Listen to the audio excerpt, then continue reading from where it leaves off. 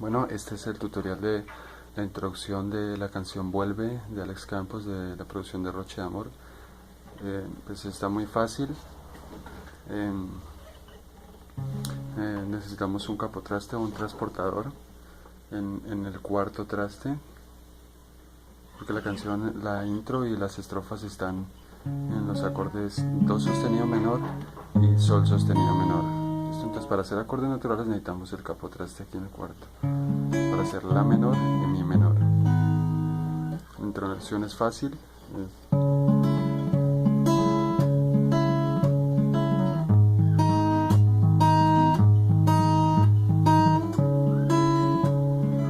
Listo, como puedes ver, este sonido es más pronunciado que los demás con el bajo en la menor o en do sostenido, y en mi menor o sol sostenido menor la segunda cuerda al aire, que sea mi bemol. Lo que hago con el bajo es llevarlo seguido para que le dé relleno al arpegio.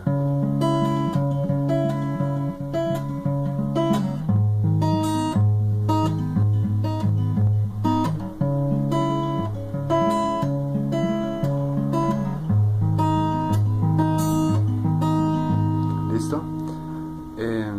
Esa sería la introducción, es muy fácil, pero hay algo muy especial que le da el color original a la canción, y es este arpegio o esta voz. Vamos a tocar en la cuarta cuerda la nota si, y en la tercera cuerda la nota do sostenido. Lo que hace es hacer esto.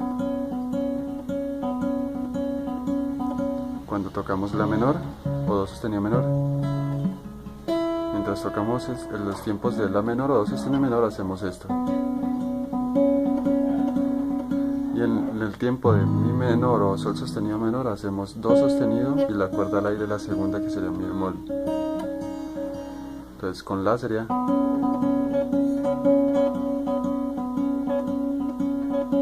y con sol, listo, entonces ya la sol, la. Listo, esa frase o ese arpegio, esas dos cuerdas le dan el sonido original, el color original al arpegio de la canción. Listo.